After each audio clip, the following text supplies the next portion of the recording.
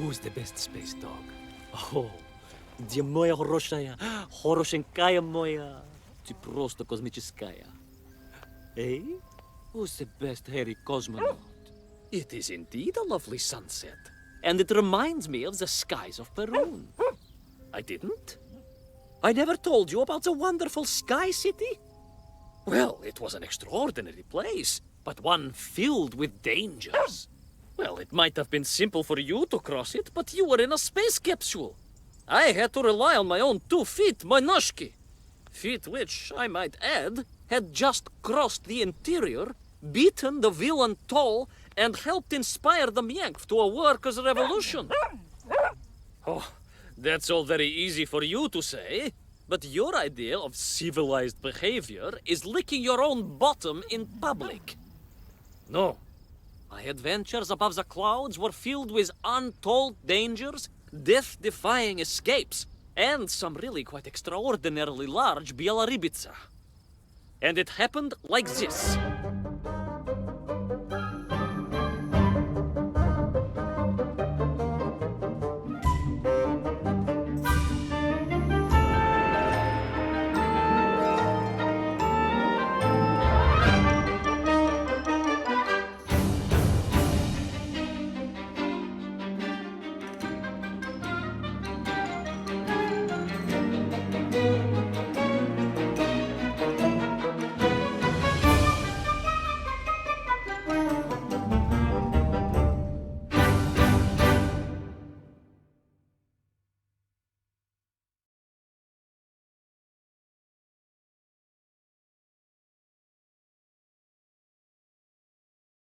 Weeks had passed since I left Plutonia, and one evening, exhausted, I simply fell asleep at the foot of a strange windmill. And when I awoke, well, that thought didn't cross my mind. I was exhausted after all. This is beside the point, my nosy canine friend. What matters is this. When I awoke, the windmill and the ground around it had been carried high into the air. What magic was this? Что за магия? As unlikely, perhaps, as a suitcase-sized dog orbiting the center of the Earth for many years. Quite.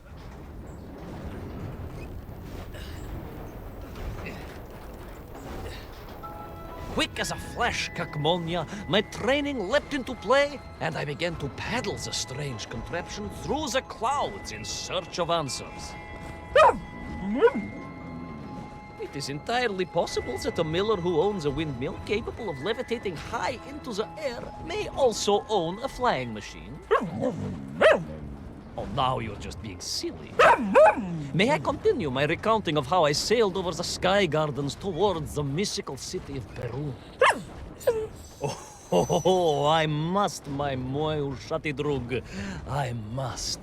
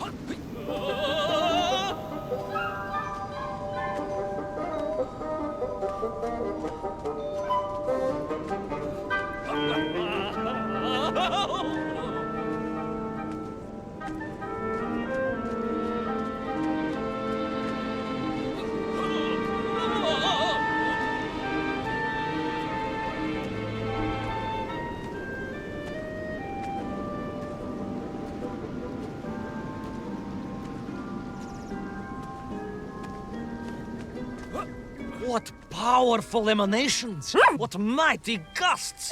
What an epic shkval! They reminded me of Cousin Pavel, yes!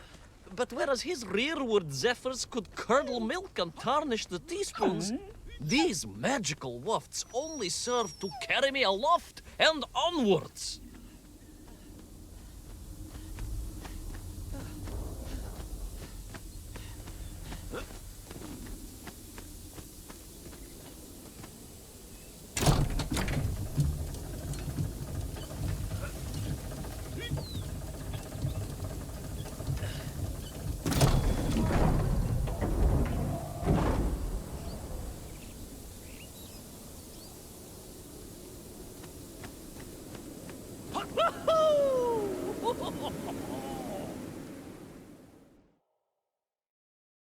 But something was afoot in the gardens of Perun. This horrid muck staining the surfaces and making my nose curl. Yes, it was positively Pavilion in scent. But it did not belong here. I think I once told you of Auntie Masha's passionate encounter in a cable car with the manganese entrepreneur from Chatura. Now, Auntie Masha told me that there was a disagreeable stain and smell all around those factories and smelting works. Our industry is not without its dangers.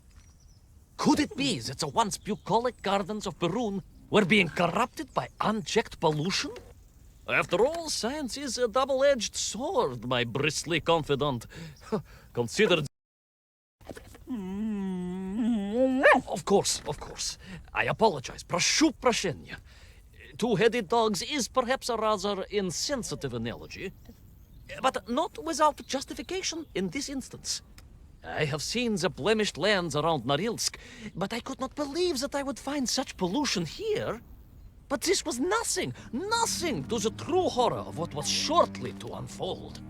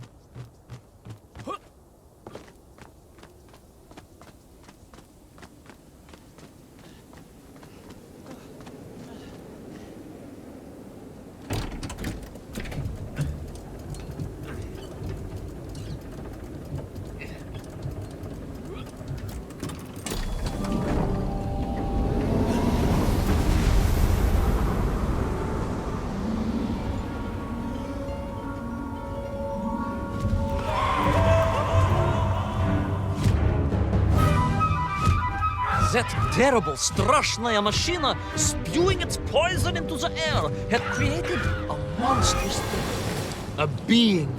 A malignant spoiler of the noble and pure. And it had taken on the form of its prey. Well, of course. No, конечно, I was the prey. The citizens of Perun had clearly long since fled the evilly sentient smog. But I inadvertently wandered into its lair. Oh, I know. Misfortune seemed to dog me. Oh, sorry, I do apologize. To follow my every footstep. But no time to ponder, no time to bemoan the hand that fate had dealt me. No, all that was on my mind was escape, конечно.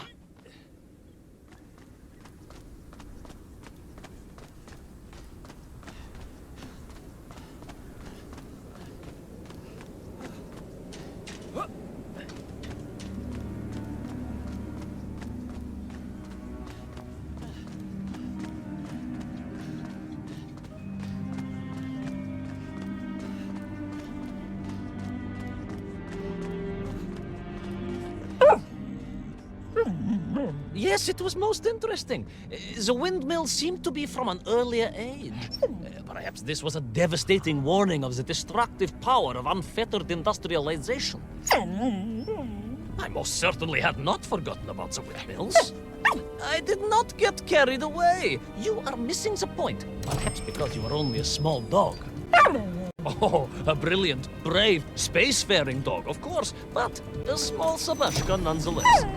If you perhaps listened more and interrupted less, I am just getting to the explanation of the windmills.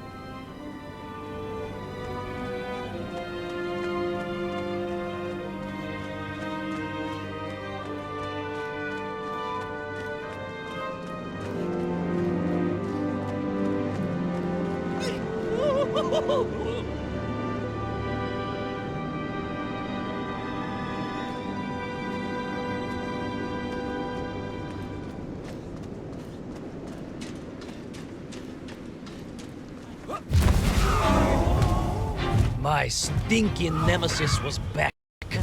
But more interesting was the change in the city.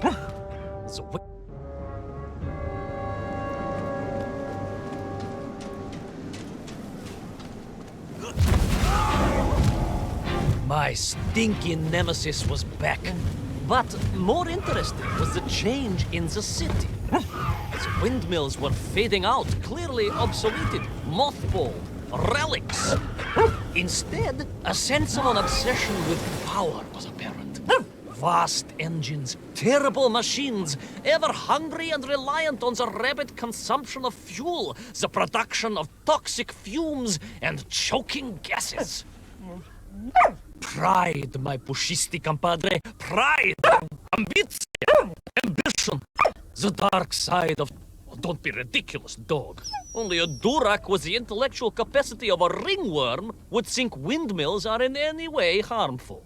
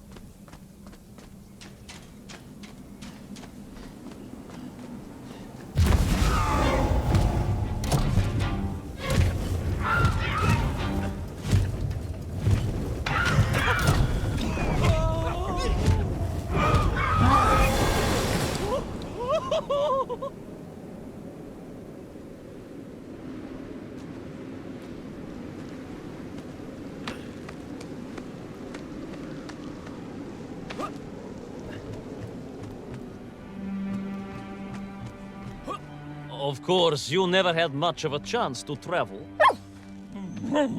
Sarcasm doesn't suit you. You don't have a tail for it. You do, at least, have a tail. Mind you, family gossip maintains that so did...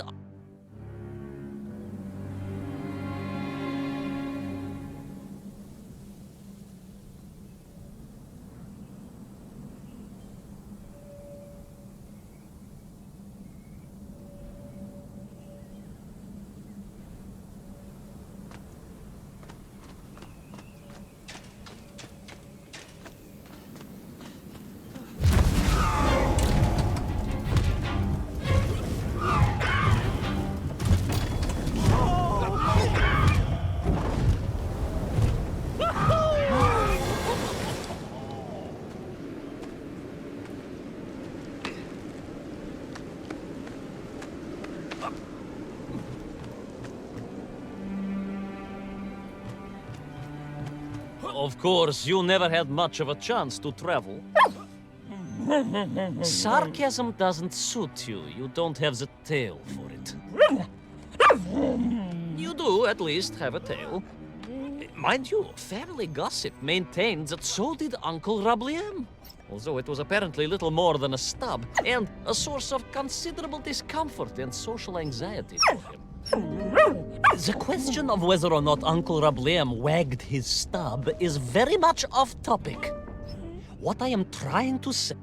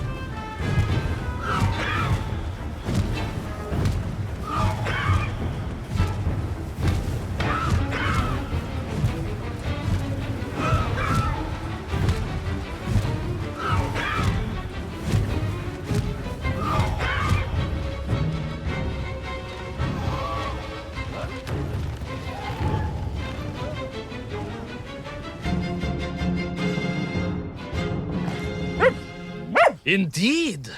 I just evaded the slimy, oily grasp of that man-made Vadzinoy, his petroleum stink clogging my nostrils and making my head thump. And I felt a great stirring within me. Yes, much like, I assume, Cousin Pavel. May he never get loose again. But no, quite different. This was no volcanic upbubbling of gastric malintent. No, it was the roaring fires of justice once more ignited within me. I felt a swell of patriotic fervor and knew the hand of destiny had fallen on me once more. Yes, what a hand it was! I could not see this great wonder sink into an abyss of poison and bile. The Perunians may have been forced to abandon their city, but I had saved the world once before and was ready to answer the call again.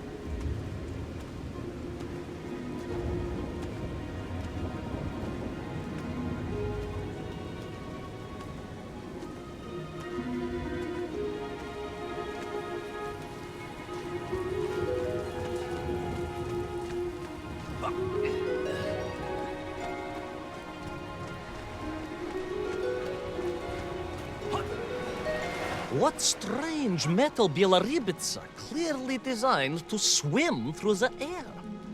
I was amazed. And there was more. Beneath the fins, I spotted the apertures of hoses and was reminded of the time Auntie Agrafina devised a contraption to water all of her copious algae beds simultaneously with one flush of the toilet by a system of pipes and valves that ran throughout her house. Можно так сказать, in a manner of speaking, yes. Her algae were most irrigated, although her neighbor Victor was washing his trousers in the sink at the time and was bruised quite severely about the face and body. But these were no ordinary flying metal fish. They were designed to expel air, fresh air, and push back the polluted clouds.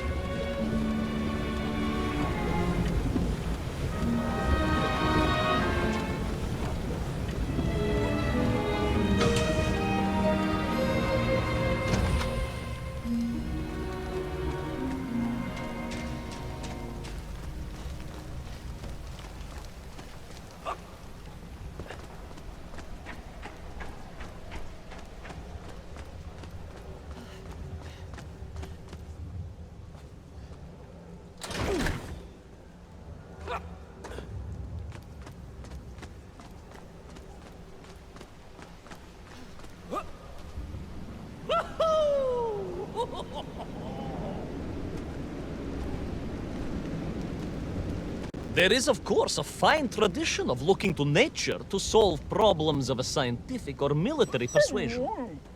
Yes, as you well know. My nephew, Sergei...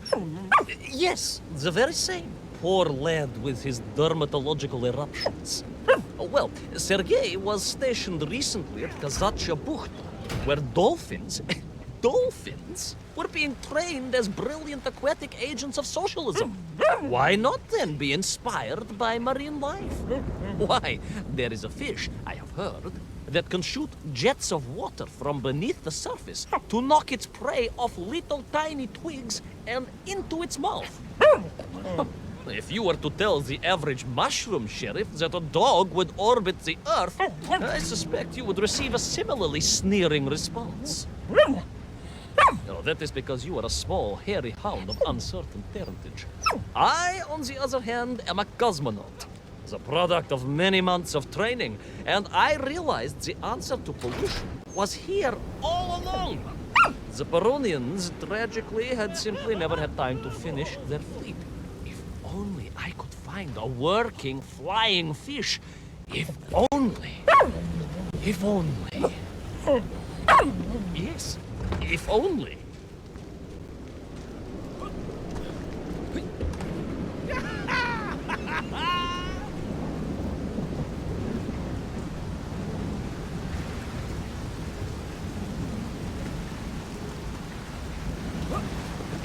It made perfect sense, of course. The poisonous tuhata that engulfed Perun was like a nasty cold. And you know what to do with a cold to rid yourself of it. You may not get colds, but nor can you operate. It made perfect sense, of course. The poisonous tuhata that engulfed Perun was like a nasty cold. And you know what to do with a cold to rid yourself of it. You may not get colds, but nor can you operate pea-shelling machinery. So, don't get ideas above your station. We humans, on the other hand, may produce up to 16 million perfectly unshelled peas in an average shift. But we are martyrs to our sinuses. But to clear them, aha! These are remedies we Russians have been perfecting over the long centuries of harsh winters. Onions. A quick snifter of onion oil will clear your head faster than a Pragviev can clear a hypothetical minefield. Yes, if I could find a functional fish, I would become that onion.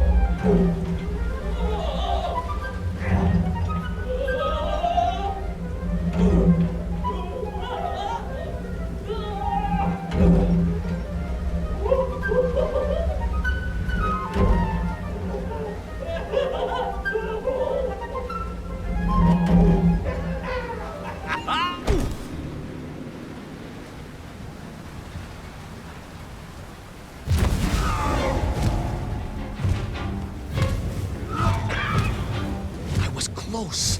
I could feel it. Yes, the working fish, the ribka. I could feel I was at the heart of Perun, and my noxious pursuer had renewed its chase with a terrible vigor.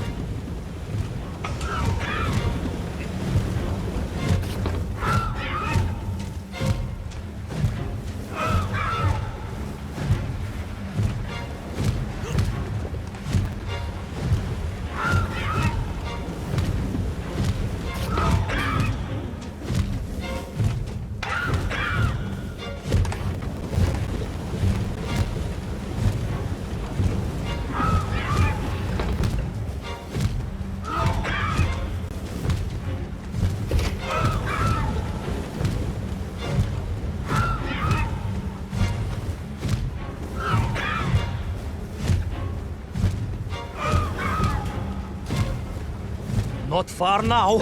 I just had to keep going, keep pushing. It's almost as if you knew, Pavel. Uncanny. Doubled yet.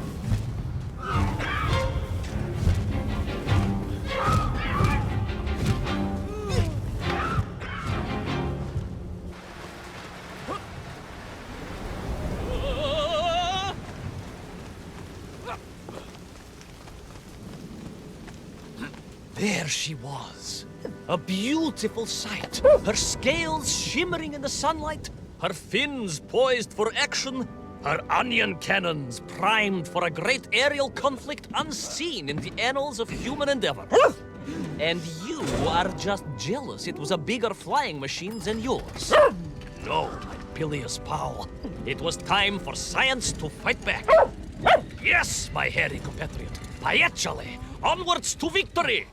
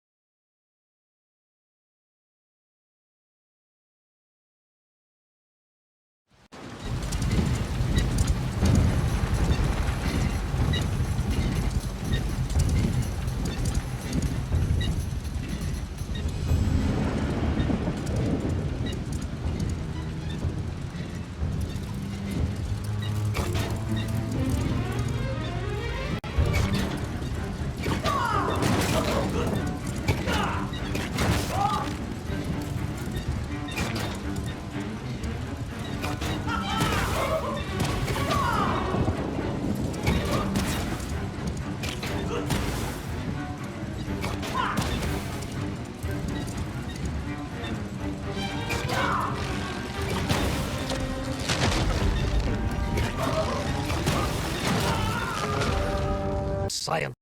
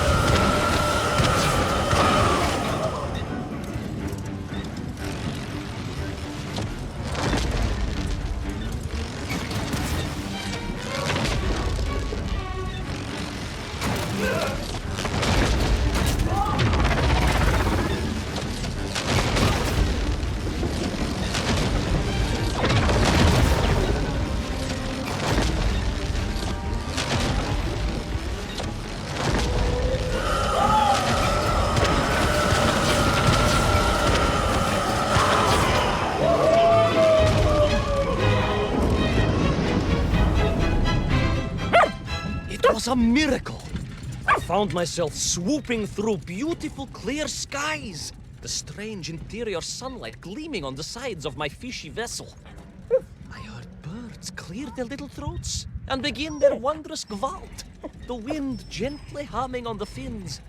And then, all of a sudden, under it all, well, you see, in my hurry, it didn't even occur to me to check how much fuel was carried in the strange craft. With a horrible splutter, the engines choked and died. And suddenly we were plummeting downwards towards our doom.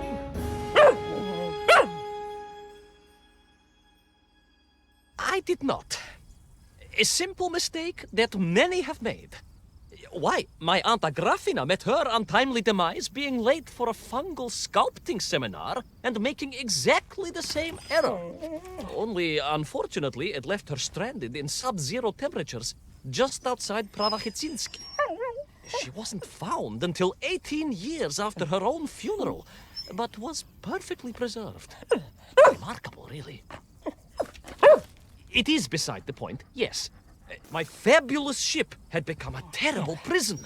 I was hurtling to my almost certain death. My triumph turned to tragedy.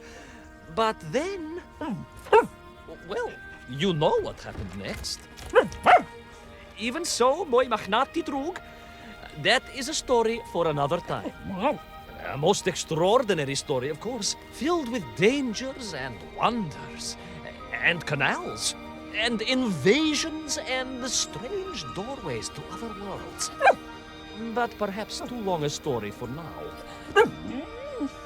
Yes, indeed, my canine tavarish. Time for soup. Auntie Agrafina's famous borscht. Coming? You know, I think you really did have the happier time in Peru. The benefits of being a suitcase-sized dog in a little space machine, perhaps. Yes, the correct term is indeed capsule, as I told the general once. Why, a letter just the other week. He's thinking of retiring, he says. Yes, and moving to Bashkiria to nurture bees. Bees? It surprised me, too. I thought if animal husbandry was to be his passion, it would be a large, manly animal like elk, or bears, or a caban. Perhaps the bees he is thinking of are particularly militaristic. Or stingy, yes. Did you want bread with your soup? In which case, there's half a tin of old beef you could also finish. Somewhat gray, but I'm sure it won't taste awful. Yes, my four-legged associate. Now, did I ever tell you the story of when Uncle Rablien got his stub ensnared in the seat of a wicker chair in the finest fish restaurant in the whole of Taliatsia?